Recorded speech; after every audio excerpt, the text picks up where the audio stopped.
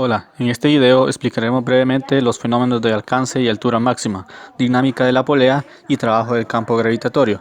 Para cada fenómeno buscaremos reconocer las principales variables involucradas, así como las interacciones que hay entre ellas, y los efectos, las posibles soluciones o alternativas a los problemas planteados y una comparación entre las posibles soluciones a dichos problemas. El alcance y altura máxima en el lanzamiento de proyectiles, movimiento parabólico. Para iniciar, nos encontramos con una interrogante, la cual es ¿con qué ángulo se debe lanzar un proyectil para que su alcance sea máximo? Pero antes de esto hay que definir ciertas cosas. Alcance y altura máxima son situaciones que se dan en el lanzamiento de proyectiles en el movimiento parabólico. Lo que nos interesa a nosotros es saber con qué ángulo se debe lanzar un proyectil para que su alcance sea máximo. Alcance máximo es igual a la distancia máxima en el eje horizontal de Y, desde el punto de inicio del lanzamiento del proyectil hasta el punto en que éste impacta en el suelo luego de la altura máxima. Nuestro objetivo es entender las condiciones en las cuales se da el alcance y la altura máxima. También tenemos que conocer las variables que se ven involucradas en el movimiento parabólico. Son las siguientes: componente vertical de la velocidad, componente horizontal de la velocidad, alteración de la gravedad, tiempo de vuelo, altura vertical de la partícula, alcance horizontal de la partícula y el ángulo de lanzamiento, como lo podemos ver en la imagen que se encuentra del lado derecho. Las características en las cuales se evalúa la altura y el alcance máximo. Los proyectiles se mueven únicamente bajo la influencia de la gravedad. Una vez que son liberados, se desprecia la resistencia que ofrece el aire y la rotación de la Tierra. También se desprecia la curvatura de la Tierra y el peso del proyectil. A continuación, veremos un ejemplo mucho más detallado de este tema. El planteamiento del problema que elegimos para esta temática es ¿con qué ángulo se debe lanzar un proyectil para que el alcance horizontal sea máximo? Con las variables involucradas que ya conocemos, en la simulación que se nos fue dada, nos vamos a ayudar, y partiendo de que si una persona lanza lo más recto posible verticalmente un objeto, el alcance horizontal es menor. En cambio, si se lanza de una manera oblicua, con inclinación, a una gran velocidad, el alcance horizontal es mayor. De ahí que la hipótesis que para que el alcance sea máximo es un ángulo intermedio entre 90, que es el máximo que da la simulación, y 10, que es el mínimo.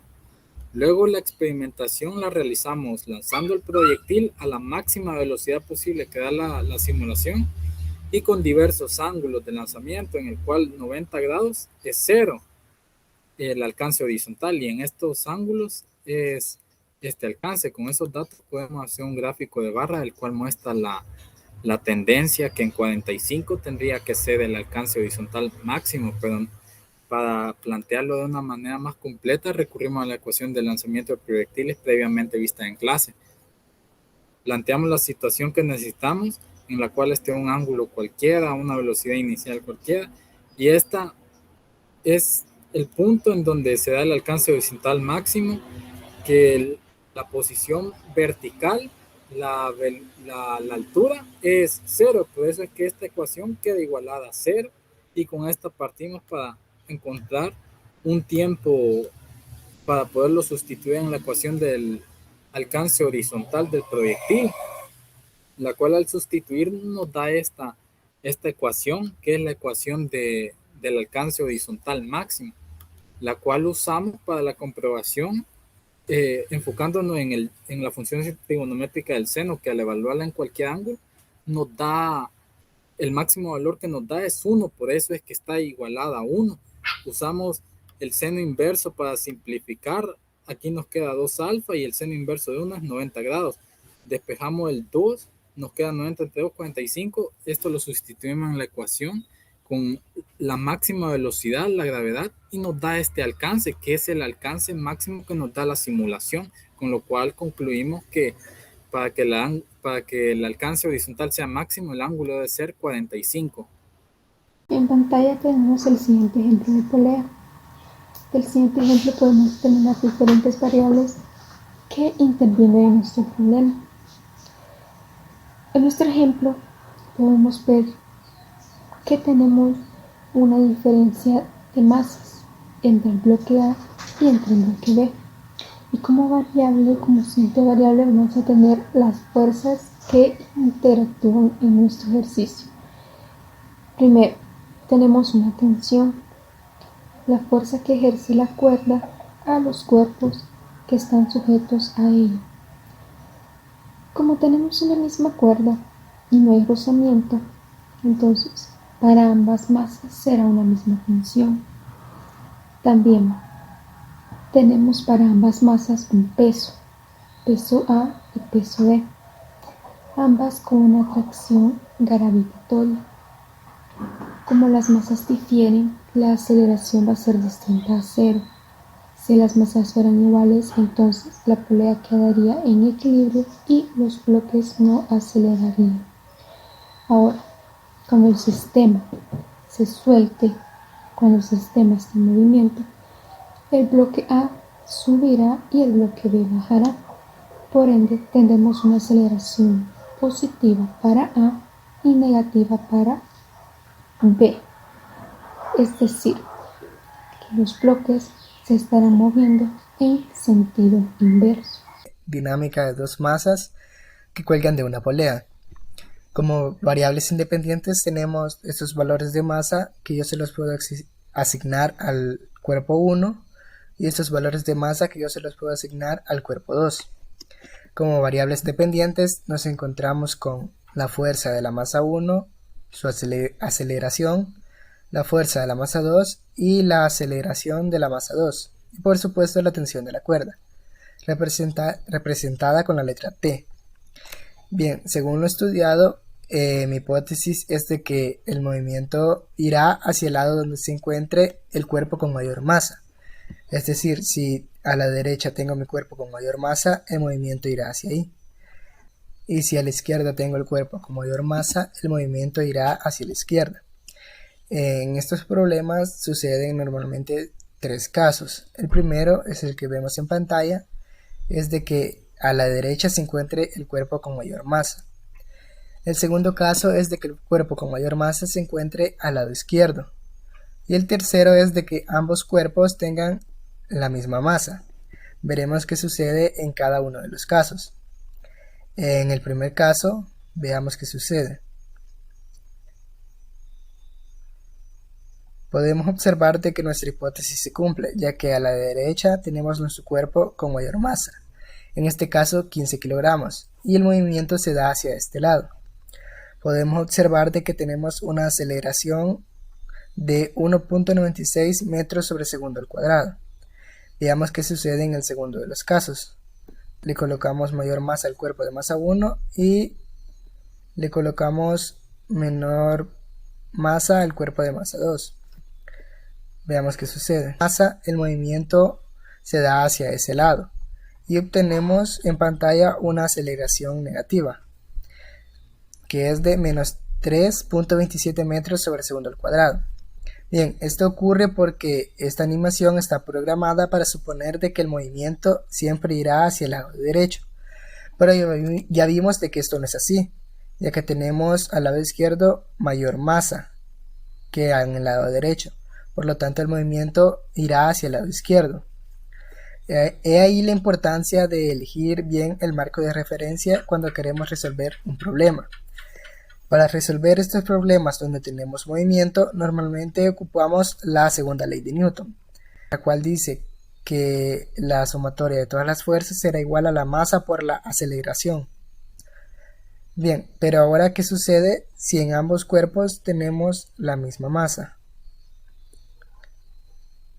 Podemos observar de que nuestro sistema no se mueve. Y en nuestras variables dependientes podemos observar de que todas están en cero, menos la tensión de la cuerda. Bien, esto sucede porque todo nuestro sistema está en completo equilibrio. Primero hay que recordar que el trabajo es el resultado del producto escalar de una fuerza por un cierto desplazamiento y se mide en newtons por metro o también en julios. También hay que recordar que el trabajo solo lo realizan las fuerzas que van en la misma dirección que el desplazamiento. Por eso es que la fórmula del trabajo también suele venir con el coseno del ángulo, ya que cuando tenemos una fuerza que va en un cierto ángulo con el desplazamiento, tenemos que sacar las componentes que van a favor de ese desplazamiento, ya que las que van perpendicularmente, como en este caso la componente en Y, no haría trabajo, puesto que el coseno de 90 grados es cero. El trabajo realizado por el campo gravitatorio se hace mediante el peso, ya que la aceleración de la gravedad por la masa del cuerpo que es acelerado permite crear una fuerza. Esta fuerza solo realiza trabajo si el objeto está cayendo, ya que si el objeto se encuentra en estado de reposo, aunque la fuerza del peso esté influenciando en todo momento, si no se mueve, pues entonces no va a haber trabajo. Por lo tanto, hay que tener en cuenta también esa situación. También hay que recordar que la energía potencial es masa por la aceleración de la gravedad por la altura, donde masa por gravedad es una fuerza, por lo que la energía potencial también es correspondiente con el trabajo. Y también hay que relacionarlo con la energía cinética, ya que existen transformaciones de energía cinética a energía potencial y viceversa. Entonces, como habíamos mencionado, para que el campo gravitatorio realice trabajo, el objeto debe estar cayendo, porque el trabajo solo lo realizan las fuerzas que permiten un cierto desplazamiento. En cambio, si el objeto estuviera en reposo, ahí no estaría realizando el trabajo. Es importante analizar eso. Otra cosa que hay que tener en cuenta es que cuando ocurre un lanzamiento vertical, el trabajo es negativo, porque el peso de la gravedad va hacia abajo, mientras que el movimiento va hacia arriba. Eso significa que hay un ángulo de 180 grados entre el desplazamiento y la fuerza. Por lo tanto, ahí el coseno de 180 sería -1. Esto significa que el trabajo resultará negativo. Esto se puede interpretar como que el objeto va a ser desacelerado. Por eso el objeto va perdiendo velocidad conforme va subiendo, hasta que eventualmente su velocidad es cero. Y toda la energía cinética que llevaba se habrá transformado en energía potencial. Luego esa energía potencial empezará a liberarse nuevamente en forma de energía cinética, con ayuda de la gravedad. El trabajo del campo gravitatorio se puede entender como la resta de la energía potencial inicial menos la energía potencial final, donde si pasamos de energía mayor a energía menor, se ha realizado un trabajo positivo, porque se ha recorrido una distancia en la misma dirección que la fuerza del peso.